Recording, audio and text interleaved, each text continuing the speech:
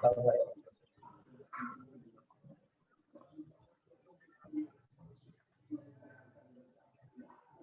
Ya. Atau ayat 24.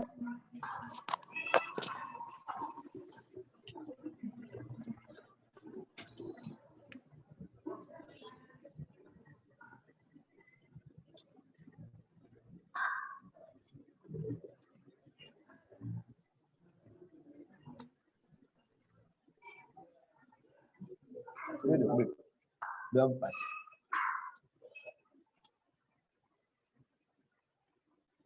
Ya. Baca aja artinya. Ayat 24. Kasih keras saja.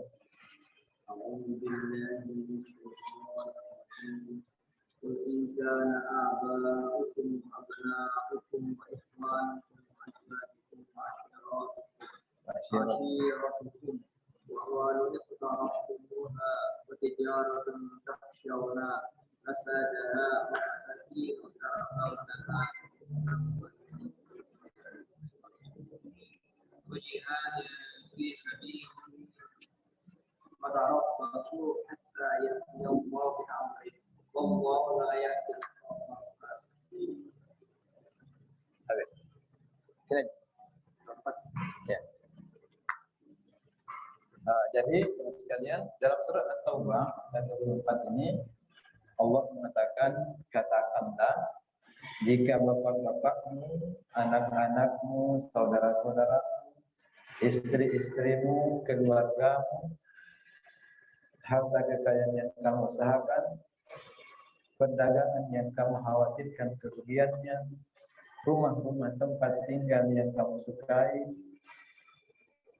kalau itu semua lebih kamu cintai daripada Allah, Rasulnya, dan jihad di jalannya, maka tunggulah sampai Allah memberikan keputusannya. Dan Allah tidak memberi petunjuk kepada orang fasik.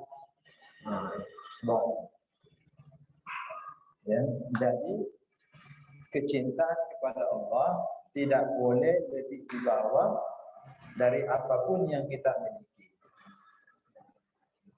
Kita seorang mukmin mengharuskan atau berkewajiban untuk mencintai Allah, Rasulnya, dan jihad di jalan Allah daripada bapak, anak, saudara, istri, keluarga, harta kekayaan, usaha perdagangan.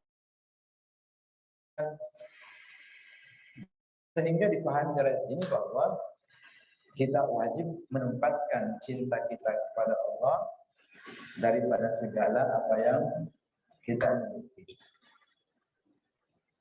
Kemudian dalam surah Al-Baqarah disebutkan juga walladzina amanu asyaddu hubban lillah. Tanda orang-orang beriman itu asyaddu hubban, besar sekali cintanya kepada Allah.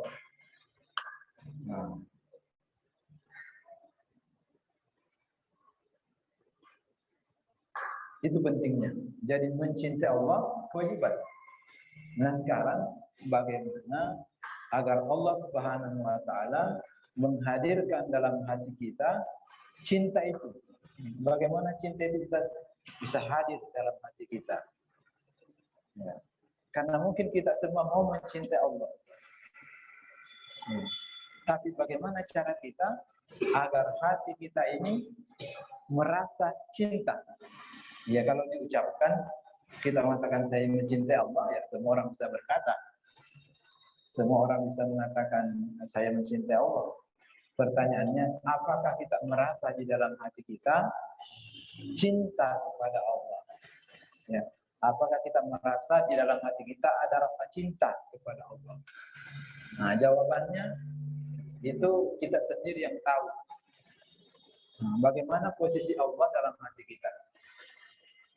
Ya. Apakah ada kecintaan? Nah, kita yang tahu. Jadi, kalau tidak ada, Allah mengatakan orang beriman itu yang sebenarnya asyaddu hubban lillah.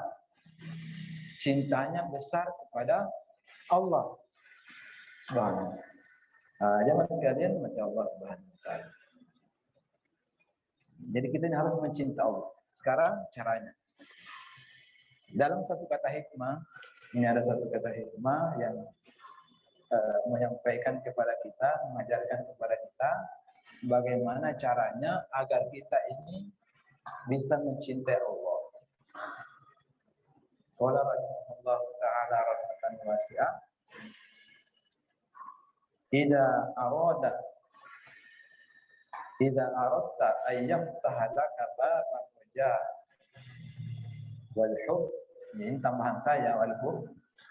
Meskipun kata hikmah ini tidak ada, tapi saya pahami seperti itu. Idza aradta an yaftaha laka baban raja wal hub.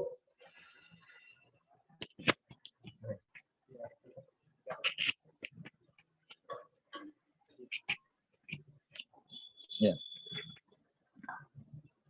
Idza aradta an yaftaha laka baban raja'i wal hub fashhad ma minhu ilaika. Ini caranya. Apabila engkau ingin dibukakan oleh Allah pintu harap dan cinta.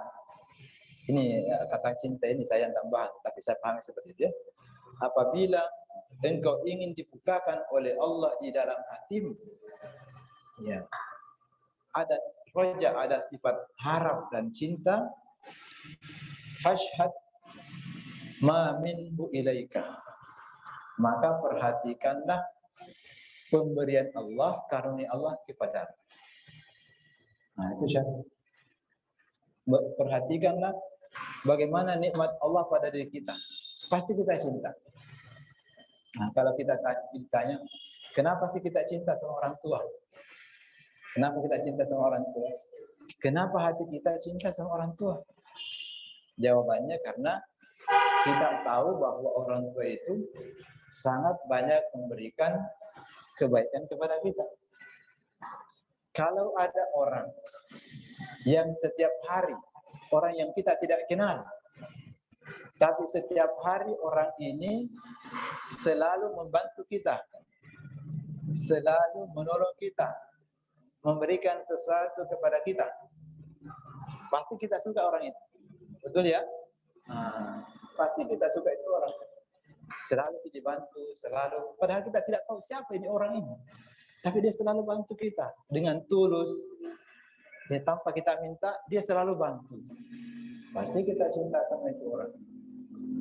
Sama dengan orang tua. Makanya ada kisah yang sering saya ulangi. Ada anak-anak, ada seorang guru mengajar di kelas. Di situ ada 20 orang anak. Di antara 20 orang anak itu, ketika gurunya menjelaskan pentingnya mencintai orang tua, berbakti kepada orang tua, anak ini justru marah sama orang tua. Saya tidak suka ibu mamaku, tidak suka bapak. Waktu saya mau ke sekolah, dia tidak kasih uang. Tidak ada uang belanja. Dia tidak senang sama orang tuanya. Ya. Maka guru ini cerdas. Guru ini kemudian mengatakan semua siswa ambil kertas, ambil pulpen, tulis di buku. Kebaikan ibu saya kepada saya. Maka mulailah setiap anak menulis. Coba ingat sejak kita lahir atau dia adikmu yang masih kecil, karena kita juga seperti itu dulu, kira-kira apa yang dilakukan ibu kepada kita. Maka ditulislah anak ini 1, 2, 3. Banyak sekali. Setelah melihat banyak sekali, akhirnya anak ini menangis. Menangis baru sadar bahwa ibuku luar biasa. Kesimpulannya, ibuku luar biasa. Akhirnya jengkel menjadi cinta. Dengan cepat anak itu yang tadinya jengkel langsung cinta dalam hatinya. Kenapa? Karena dia tahu, luar biasa ternyata ibuku. Kenapa saya marah sama ibu? Kenapa ketika ibu tidak memberikan uang jajan satu kali saya marah? Padahal bertahun-tahun dia berkorban untuk saya. Teman sekalian, maka bagaimana dengan Allah Subhanahu wa taala? Ya. Kalau kita merenungi bagaimana karunia Allah, kita malu sama Allah. Coba ya. Sekarang ini terjadi proses dalam tubuh kita yang kita tidak tahu dan kita tidak rasa. Apa itu? Jantung berdetak. Ada nggak yang ngatur jantungnya? Allah yang ngatur itu. Darah mengalir dari mana ke mana ke seluruh tubuh, otomatis berjalan. Nafas keluar masuk, ini masuk keluar, siapa yang urus? Ya, kita tidak pernah sadar ini.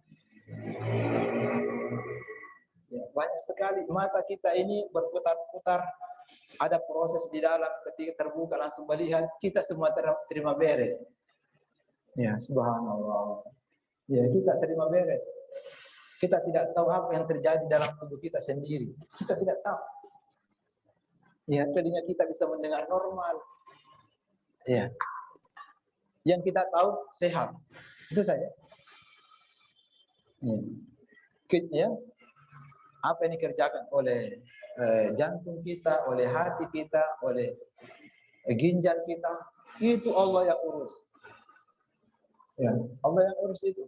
Kita tidak pernah urus. Kita hanya rasa saja. Yang penting sehat, alhamdulillah. Sehat. Ini tidak pernah putus. Dulu kita tidak ada, kemudian ada. Diberikan fasilitas. Allah memberikan kepada kita sebelum kita minta.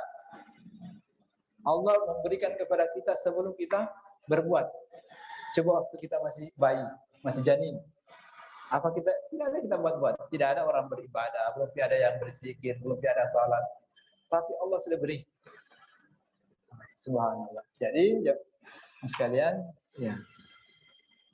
Ini tidak pernah putus. Kita sekarang sehat. Ya. Kalau kita buang air besar lancar, tidak ada masalah. Satu saja masalah kita sayang. Ya. Jadi makanya Allah Subhanahu wa taala dalam surah Ar-Rahman ada ayat yang sering berulang. Apa itu yang sering berulang? Dalam surat Ar-Rahman, fabi ayyi ala rabbikuma tukadziban. Allah mengatakan nikmat Allah yang mana lagi kamu dustakan? Nikmat yang mana lagi kamu dustakan? Nikmat yang mana lagi? Allah ulang-ulang itu. Allah ingin kasih ingat kita. Jangan begitu. Jangan sombong. Jangan malas. Jangan. Ya. Karena banyak sekali kamu sombong padahal nikmat mengalir terus. Ya. Kita durhaka kepada Allah sementara mata berfungsi terus, sementara Allah sibuk mengurus pernapasan kita, tapi kita sibuk berdosa. Allah tidak pernah berhenti mengurus napas kita keluar masuk, tetapi pada saat yang bersamaan kita ingkar sama Allah, kita lupa sama Allah. Subhanallah. Fabi ayyi ala'i rabbikuma tukadziban. Nikmat yang mana lagi kamu dustakan? Maka kata beliau ini, kalau kita ingin dibukakan oleh Allah pintu cinta dan harap, atau pintu harap dan cinta, maka perhatikanlah nikmat Allah yang ada pada dirimu. Kita juga beribadah pertolongan Allah. Coba kita berangkat dari rumah, itu hidayah Allah. Kalau bukan Allah nggak bisa kita kasih. Ya, tidak bisa kita sampai di masjid. Jadi kita sudah dikasih badan, dikasih sehat, dibantu lagi untuk taat, dibantu lagi. Akhirnya kita malu sama Allah. Malu kita malu. Ya, apa kita ini? Siapa kita? Mengenal diri kita ini. Kita taat, Allah juga, karunia juga Allah itu. Badan kita juga punya Allah. Kita bisa bergerak ke sana kemari juga dari Allah. Nah, siapa diri kita? Nah, kita hamba. Kita ini tidak punya apa-apa. Bahkan kita ini hakikatnya tidak ada. Yang ada hanya Allah. Ya, jamaah sekalian Allah Subhanahu wa taala. Itu yang pertama. Jadi cara yang paling kuat untuk menyadarkan diri kita, melahirkan cinta kepada Allah adalah merenungi nikmat-nikmat Allah yang ada pada diri kita. Makanya mestinya setiap waktu, setiap sholat atau waktu tertentu, coba kita merenung. Ya, sambil berzikir kepada Allah, renungi satu-satu atau paling satulah, merenungi apa yang terjadi dalam tubuh kita ini. Sambil kita ingat kepada Allah, maka insya Allah Allah akan membukakan hati kita berubah perasaan cinta kepadanya. Ya, kalau kita sudah cinta kepada Allah, tidak ada ibadah yang sulit. Sholat jadi enak, ya. Namanya cinta. Ya, kalau orang sudah cinta sesuatu, tidak ada lagi tantangan. Ya, tidak ada lagi hal yang berat. Karena orang sudah cinta. Kalau kita sudah cinta sholat, sholat ini nikmat, bukan beban. Kalau kita cinta Quran, Quran itu nikmat, bukan beban. Ya. Baik, itu yang pertama. Ya. Yang kedua, sebaliknya, idza aradta an yaftaha laka babal khaufi fashhad ma minka ilaihi. Kalau engkau ingin dibukakan oleh Allah pintu takut, terbalik tadi ya, tadi pintu cinta, sekarang pintu takut. Bagaimana kita menghadirkan rasa takut dalam diri kita kepada Allah? Maka saksikanlah apa yang engkau lakukan untuk Allah. Sudah? Coba tarik. Diri kita juga Allah yang siapkan. Nikmat yang kita makan semuanya punya Allah. Kita juga beribadah pertolongan Allah. Itu akan memunculkan rasa, pertama rasa malu. Yang kedua, rasa takut. Kenapa? Karena kalau Allah ingin membuat kita ini rusak, langsung mengatakan kun fayakun, selesai. Ya, kalau Allah ingin memberikan kita musibah, tidak ada yang bisa menghalangi. Nah, disitulah, dari itulah muncul rasa takut kepada Allah. Ya, apa yang kita sudah buat ini? Nikmat Allah yang tidak bisa kita hitung, kita balas kedurhakaan. Ya, kita lalai, kita lupa sama Allah, kita semua. Jadi nikmat itu turun, ya. Sedangkan kita, jadi Allah menurunkan rahmat kepada kita, sedangkan kita mengirimkan ke langit buruk-buruk. Ya. Salat kita belum beres, masih bolong-bolong. Kita lupa kepada Allah, kita bermaksiat kepada Allah.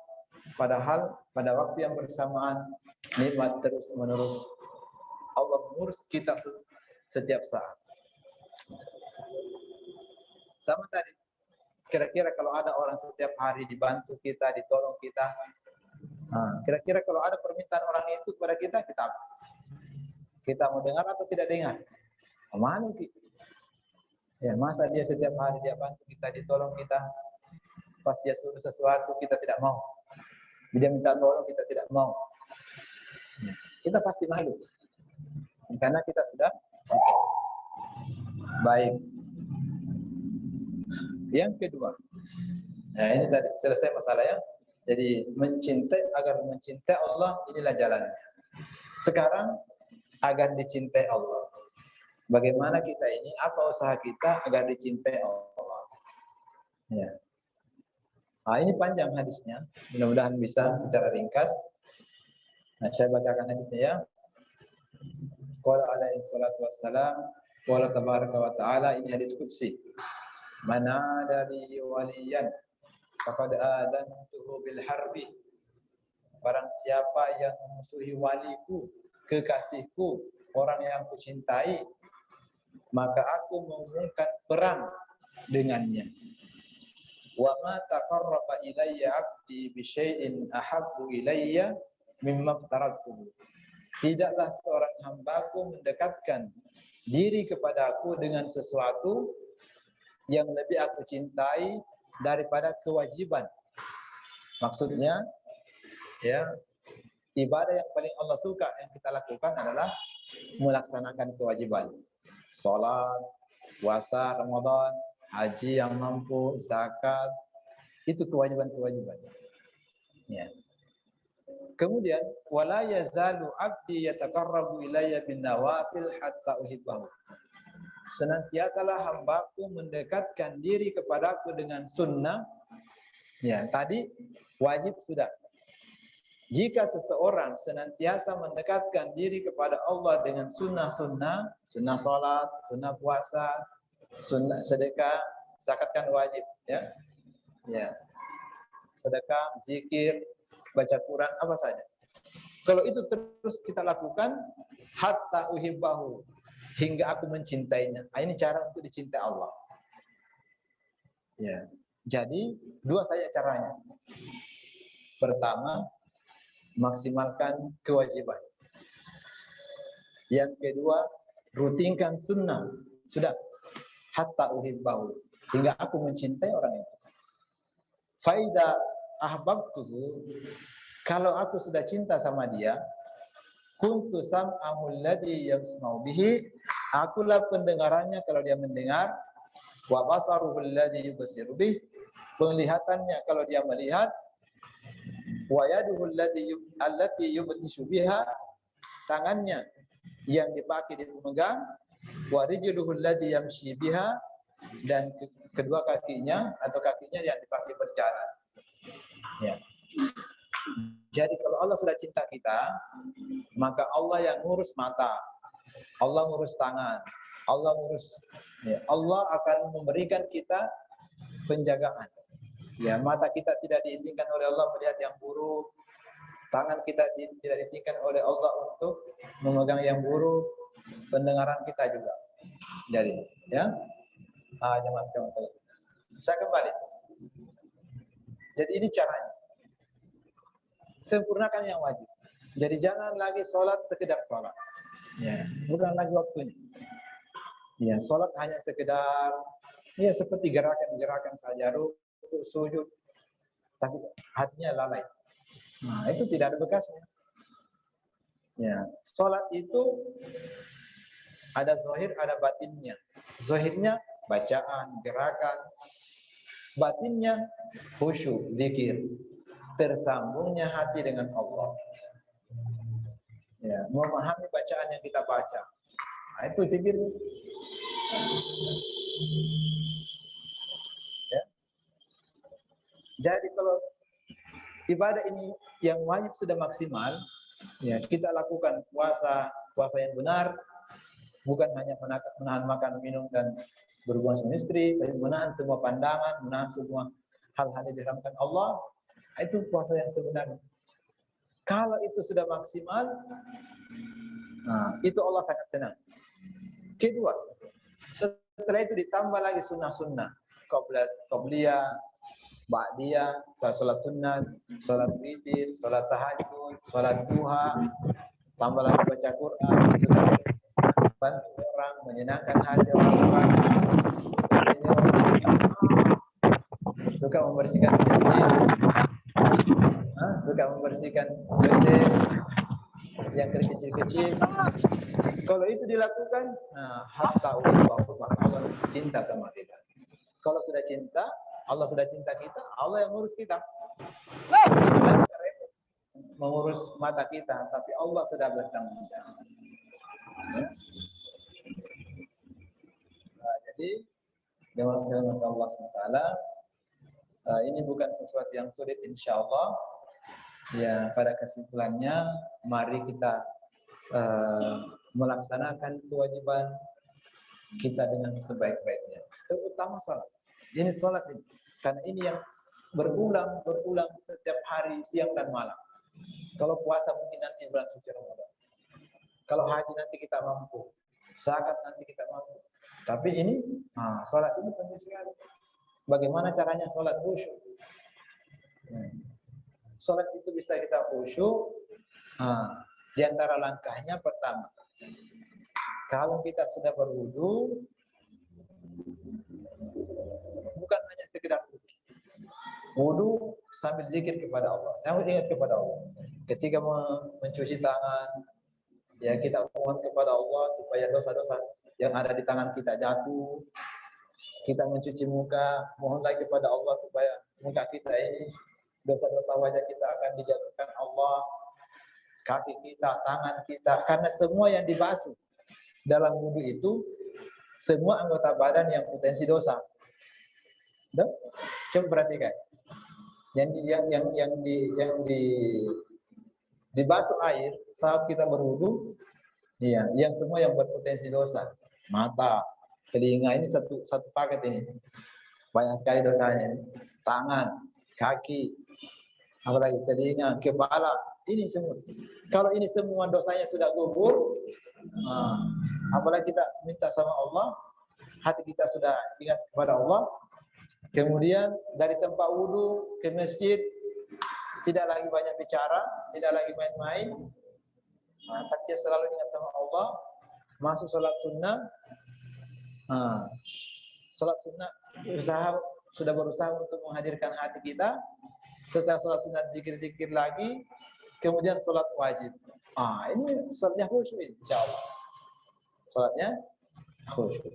Tapi kalau sudah azan masih main game, begitu qomat langsung lari, tinggalkan HP-nya, qomat nih.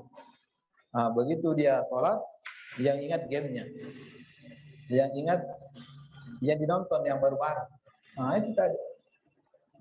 Karena tidak mudah itu. Itulah hikmahnya. Kenapa setiap sholat wajib ada sebelumnya sholat. Sebelum sholat subuh ada sunnahnya. Sebelum duhur ada. Sebelum asar ada. Sebelum maghrib ada. Semua ada. Karena ini proses untuk membersihkan hati. Agar ketika masuk sholat wajib, hatinya sudah lebih baik. Karena semua ini menggugurkan dosa. Wudu menggugurkan dosa. Jalan dari tempat wudu ke masjid atau dari rumah ke masjid, setiap langkah kita dinaikkan derajat, kemudian digugurkan dosa, berarti dosa berkurang lagi. Masuk di masjid, tahiyatul masjid, sholat sunat, kata Nabi, orang yang sholat sunat itu dosanya diletakkan di kepalanya. Ya, selama itu dia sujud, tumpah lagi itu dosanya, gugur lagi. Itu proses pensucian sebenarnya. Begitu sudah sholat, zikir-zikir lagi, istighfar, gugur lagi dosanya. Apalagi antara azan dengan qomah, dia berdoa kepada Allah, mohon ampun kepada Allah, gugur lagi, berkurang lagi dosa. Ya, maka begitu dia sholat wajib, hatinya sudah tenang, sudah tidak kacau lagi. Yang baru-baru dilakukan sudah dilupa, tidak lagi terbawa dari pekerjaannya ke dalam sholat. Tidak terbawa karena diputuskan oleh tahapan-tahapan tadi. Ya. Semua tahapan yang kita lakukan sebelum sholat wajib itu bisa menggugurkan, itu bisa menenangkan hati. Apalagi kalau ada zikir, sambil zikir-zikir terus. Ya. Ala bi dzikrillah tatmainnul qulub. Hanya dengan ingat Allah jadi tenang. Jadi hadirkan hati sejak kita berwudu sampai masuk ke masjid. Persiapkan diri kita. Begitu masuk salat wajib, hati sudah tenang, mudah khusyuk. Allah sudah mudah diingat. Tidak lagi muncul pikiran kita hal-hal yang selain Allah. Ya, kira-kira ini insya Allah mudah dilakukan. Dan kunci dari semua ini adalah membiasakan diri banyak zikir. Ya. Banyak zikir. Zikir itu mudah sekali. Suka salawat. Nah, itu. Orang yang sibuk lisannya, sibuk berzikir, maka dia tidak sempat berbuat dosa. Oh, coba. Kalau berzikir terus, tidak sempat itu berkata-kata buruk. Kalau selalu ingatannya kepada Allah, tidak ingat selain Allah, kan gitu. Enggak ingat yang buruk-buruk lah. Makanya orang, kalau kita ini malas berzikir, pikiran-pikiran buruk muncul. Ya, karena semuanya itu hati kita itu selalu mencari ketergantungan. Orang yang hatinya tidak tergantung kepada Allah, maka bergantung kepada yang lain. Ya, apa saja itu hati bisa berhubungan. Nah, maka teman sekalian membiasakan diri banyak berzikir. Ya, dalam ketika naik kendaraan berzikir. Dan sholat itu sebenarnya didirikan juga untuk berzikir. Aqimis sholata didikri. Dirikanlah sholat, ingat kepada aku. Tapi kalau sudah zikir terus di luar, maka mudah sekali menghadirkan Allah dalam hati kita. Ya, karena tidak mudah itu sekali langsung diingat Allah, tiba-tiba langsung berdiri mau khusyuk, pejamkan matanya, sulit itu hati. Ya, tidak mudah langsung bisa steril itu. Ya, sama dengan memori ya, kalau banyak virusnya tidak bisa tuh langsung steril. Harus di delete tuh. Nah, jadi ibaratnya tadi itu berwudu, jalan ke masjid itu mendelete file-file rusak, file-file buruk. Nah, yang muncul file yang bagus. Nah, maka ketika diaktifkan, sudah bagus karena sudah tidak ada lagi virus-virus buruk di dalam memori itu. Sekiranya Mas Allah SWT, waktu kita tinggal 3 menit lagi waktu Isya. Ya, semoga dua hal ini yang kita sampaikan pada malam hari ini ya, bisa kita dimudahkan oleh Allah ya untuk diamalkan. Satu, cara untuk mencintai Allah, cara agar Allah membukakan di dalam hati kita ya mahabbatullah, yaitu sering-sering merenungi karunia Allah pada diri kita. Itu akan mengundang rasa bersalah dan rasa cinta kepada Sang Pemberi nikmat. Dan yang kedua, agar Allah cinta kepada kita, maka maksimalkan kewajiban dan rutinkan yang sunnah. Insya Allah Allah mencintai kita. Sekira semoga ada manfaatnya. Ya. Kita tutup ya. Allahumma shalli ala Muhammad wa ala ali Muhammad. Allahumma anfa'na ma'allamtana. Ya Allah, berikanlah manfaat dari ilmu yang Engkau ajarkan kami pada malam hari ini. Wa alimna ma yanfa'una. Ya Allah, ajarkanlah selalu kepada kami apa yang bermanfaat bagi kami. Wazidna ilman nafi'a, dan tambahkanlah kami ilmu yang manfaat. Allahumma taqabbal minna. Ya Allah, terimalah amalan kami di malam hari ini. Innaka antas samiul alim wa tub alaina innaka antat tawwabur rahim. Subhanaka asyhadu an la ilaha illa anta astaghfiruka wa atubu ilaik. Assalamualaikum warahmatullahi wabarakatuh.